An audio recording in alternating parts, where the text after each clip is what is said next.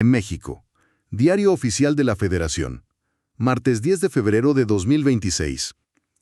Hoy vamos a desmenuzar el guión del poder en México. Veremos cómo, en un solo día, el Estado actúa como soldado, constructor y hasta como policía corporativo. Y catador de mieles, no se te olvide. Y catador de mieles, exacto. Vamos a explorar un nuevo reglamento que le da el control del espacio aéreo a la Sedena, expropiaciones para el Tren Maya, empresas vetadas por anticorrupción. También la protección de una miel que es única de la zona maya y una decisión clave de la Suprema Corte, que, bueno, redefine las reglas del juego legal. Bien, pues arranquemos por arriba, literalmente. Lo primero que salta a la vista es un decreto de la Presidencia. Es sobre la Ley de Protección del Espacio Aéreo Mexicano. Y lo que me llama la atención de verdad es que la aplicación e interpretación de todo el reglamento queda en manos de la Secretaría de la Defensa Nacional. Esto se siente como algo más que un simple cambio administrativo, ¿no? Mucho más allá. Esto es un cambio fundamental en la doctrina de soberanía del país. La clave está en el artículo 7. Es clarísimo. Cualquier solicitud de una aeronave de Estado extranjera para sobrevolar o para aterrizar en México tiene que pasar por el Consejo de Seguridad Nacional. ¿Donde la Sedena es el actor principal? Exacto. En la práctica, lo que están haciendo es formalizar el control militar sobre quién y qué cruza nuestro cielo. O sea, la aviación ya no es un tema de transporte o de comercio, es un asunto de seguridad nacional. A ver, hemos visto a la Sedena a cargo de aduanas, de la construcción y operación del Tren Maya, y ahora, formalmente, a cargo de interpretar la ley del espacio aéreo. Estamos viendo una redefinición total del rol de las Fuerzas Armadas en la vida civil del país. Yo diría que es la consolidación de una tendencia que lleva ya varios años. Cada movimiento, si lo ves por separado, puede tener una justificación, ya sea técnica o de seguridad. Pero si das un paso atrás y ves el conjunto, pues pintan un cuadro muy claro. Una transferencia de funciones que eran tradicionalmente civiles a la esfera militar. Claro. Y el argumento siempre es la eficiencia o la capacidad logística o el combate a la corrupción. Justo, pero el resultado final es una militarización de facto de áreas que son estratégicas para la administración pública. Entendido. Y si la Sedena es la intérprete final de esta norma, ¿qué pasa si hay un conflicto? No sé, con la Autoridad de Aviación Civil, que es un órgano civil, ¿quién tiene la última palabra? Este reglamento lo deja muy claro. La Sedena, en cualquier asunto que ellos consideran relevante para la seguridad nacional, y esa es una definición que ellos mismos interpretan. Claro. Y la perspectiva militar va a prevalecer sobre la civil. Es un cambio de balance muy significativo. Y hablando de proyectos de infraestructura donde las Fuerzas Armadas son centrales, esto nos conecta directamente con la tierra, con el Tren Maya. Veo 3 decretos firmados por la presidenta Claudia Sheinbaum. Son expropiaciones de terrenos en Quintana Roo y Campeche. Oye, y a ver, para quienes no estén tan familiarizados, ¿podemos explicar rápido qué es un ejido y por qué su expropiación es un tema, pues, tan sensible en México? Claro. Mira, el ejido es una figura que nace de la Revolución Mexicana. Es muy importante entender que no es propiedad privada individual. Tampoco es el gobierno. Exacto. Es una forma de tenencia comunal de la tierra. Se le entrega a un núcleo de población para que la trabaje. Tiene un peso histórico y social enorme. Por eso, cuando el Estado usa la figura de causa de utilidad pública para expropiar una parte de un ejido, aunque sean, como en este caso, unos cuantos metros cuadrados. Que aquí veo uno de 0.08 hectáreas. Es muy poco. Es casi nada en superficie, pero no solo está tomando tierra, está tocando una fibra muy profunda de la historia agraria y social del país. O sea, es el Estado ejerciendo su poder sobre una forma de propiedad que está muy arraigada en nuestra historia. Todo para un proyecto prioritario. Precisamente. Y el mismo documento lo refuerza. Tren Maya S.A.D.C.B. es una empresa de participación estatal mayoritaria.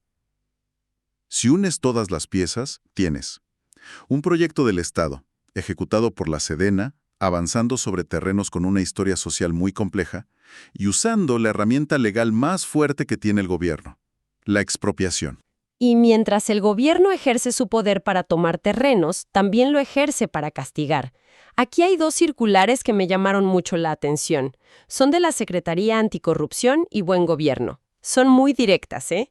Se le prohíbe a cualquier nivel de gobierno en el país, federal, estatal o municipal, firmar contratos con dos empresas, Grupo Industrial Assad y Sistematización Itzcoatl. Vetar a dos empresas suena fuerte, pero ¿qué tan efectivo es en la práctica? No pueden simplemente reaparecer con otro nombre o, no sé, a través de subsidiarias. Esa es la pregunta del millón. Es el eterno juego del gato y el ratón. Pero fíjate, esta medida es más potente de lo que parece. Una inhabilitación que se publica en el Diario Oficial de la Federación es lo que en el argot de las contrataciones se conoce como una muerte comercial. ¿Muerte comercial? En el sector público sí. Los sistemas de fiscalización, como los de la Auditoría Superior o la misma Secretaría Anticorrupción, cruzan datos de socios, de representantes legales, domicilios fiscales. Reaparecer con otro nombre es posible, claro, pero se vuelve mucho más complicado y riesgoso. Ah, o sea que no es solo un castigo por lo que ya hicieron. Es también una advertencia muy visible para todos los demás contratistas del gobierno. Es un mensaje. Exactamente. Es un mecanismo de control, de disuasión. La firma de la Directora General de Controversias y Sanciones le da un peso técnico que básicamente dice: te estamos observando y las consecuencias son reales. Busca evitar que una empresa que fue sancionada en, no sé, Jalisco, simplemente se mueva a Nuevo León y siga operando como si nada. Justo. ¿Es un intento por cerrar esas lagunas? Y mientras el gobierno le cierra la puerta a unas empresas, busca abrir una ventana de datos con la gente. Esto me lleva a un convenio con el Estado de Coahuila para promover el uso de la CURP. Lo que me sorprende es que el propio convenio incluye una cláusula muy específica sobre el uso indebido y menciona explícitamente fines de lucro, hackeo o vulneración. Esto es un reflejo perfecto de la tensión que vive cualquier gobierno en la era digital. Por un lado, necesitas un identificador único como la CURP para hacer todo más eficiente. Trámites, servicios de salud, impuestos. Se está convirtiendo en la llave maestra de la identidad digital. Exacto, es la llave maestra. Pero por otro lado, al hacerla tan central, la conviertes en un objetivo increíblemente valioso para actores maliciosos. Es como si te dieran una super llave que abre todas las puertas de tu vida digital, pero al mismo tiempo te publicaran un manual de así es como no deben robártela, porque saben que muchos lo van a intentar. Esa es una gran analogía. El gobierno está reconociendo en un documento oficial la vulnerabilidad inherente de su propio sistema. Al prohibir el uso con fines de lucro, están pensando en empresas que podrían recopilar y vender bases de datos masivas. Al mencionar hackeo, reconocen el riesgo de seguridad. Están sentando las bases legales para poder perseguir estos delitos en el futuro. Porque saben que a medida que la CURP se vuelve más y más indispensable, el incentivo para abusar de ella crece exponencialmente. Dejemos por un momento la burocracia digital y vayamos a algo mucho más orgánico. Cuando leí esto sobre la miel de abeja melipona, al principio pensé que era un tema menor, pero la solicitud al INPI para darle una indicación geográfica suena a algo mucho más grande. ¿Cómo funciona exactamente ese blindaje legal y económico? Esto es fascinante y es de todo menos un tema menor. Para empezar, no es cualquier abeja. Es la abeja melipona, que es nativa de la península de Yucatán. Y no tiene aguijón, ¿verdad? No tiene aguijón.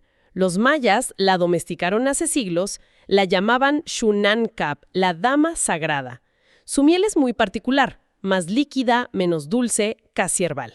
Y se le atribuyen propiedades medicinales. Muchísimas. Proteger esto con una indicación geográfica es como ponerle la misma armadura legal que ya tienen el tequila, el mezcal o el café de Veracruz. Órale, o sea, que nadie fuera de esa región específica de Quintana Roo y que no siga los métodos tradicionales puede legalmente vender su producto como miel de abeja melipona de la zona maya. Exactamente.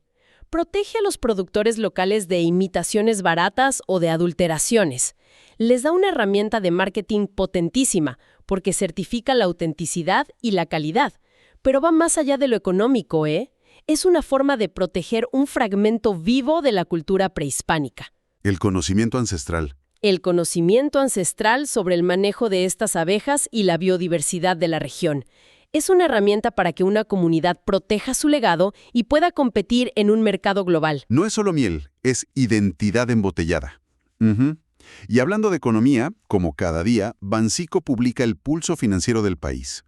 Vemos el tipo de cambio, las tasas de interés, pero quiero detenerme en un número que a veces pasa desapercibido: el valor de la unidad de inversión, la UDI. Hoy se fija en 8.70.919 pesos. Ese numerito es uno de los más importantes para las finanzas personales de millones de mexicanos, aunque a veces no lo sepan. La UDI es como un fantasma que vive en tu crédito hipotecario o en algunas deudas a largo plazo. Un fantasma, me gusta esa imagen. Es que no la ves todos los días, pero si la inflación sube, y para eso el INEGI también publica su índice en el mismo diario, el fantasma engorda y tu deuda en pesos también, aunque sigas pagando la misma mensualidad. Claro. Es el mecanismo que usa el sistema financiero para protegerse de la inflación y le traslada el riesgo al deudor. Por eso este numerito de Banxico es el termómetro del costo real de la deuda a largo plazo. Y como detalle curioso, todos los documentos de Banxico de este año llevan el lema 2026, año de Margarita Maza Parada. Un pequeño toque de historia entre tantas cifras frías. Pero pasemos del poder económico al poder judicial.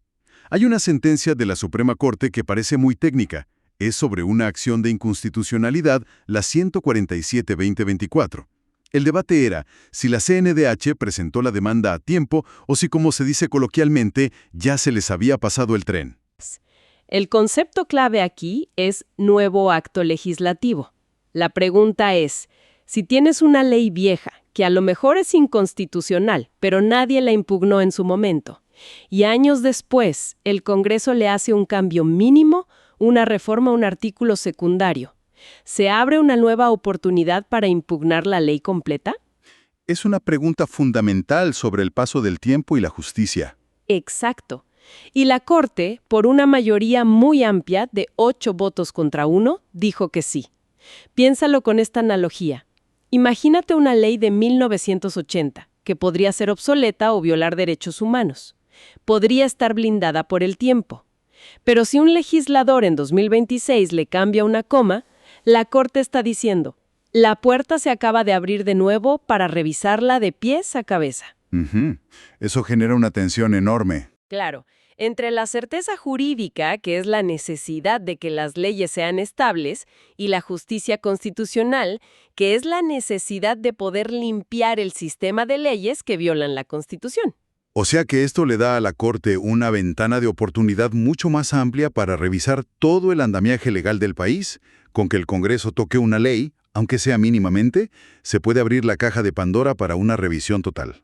Esa es la consecuencia. Amplía de forma significativa el poder de control de la Corte y la capacidad de actores como la CNDH para cuestionar la legislación.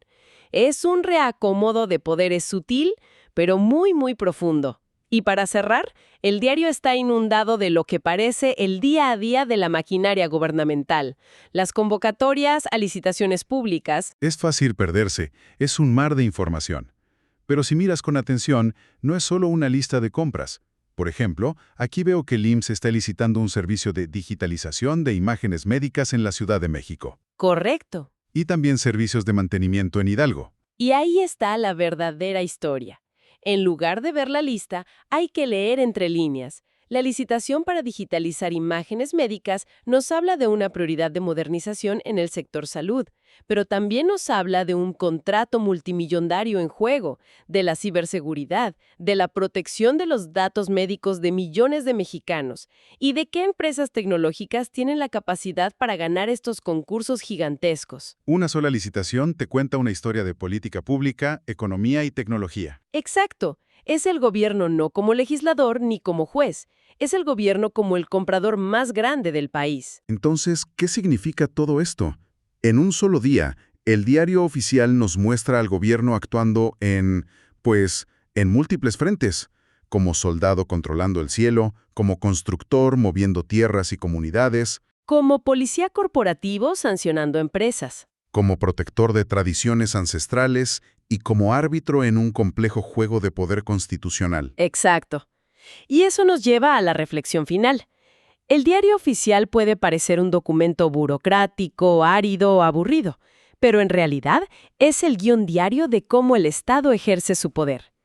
La pregunta para reflexionar es, de todas estas facetas del poder estatal que vimos hoy, la militar, la económica, la regulatoria, la judicial, ¿cuál, aunque sea la menos visible en el día a día, tiene el impacto más profundo y duradero en la vida de las personas?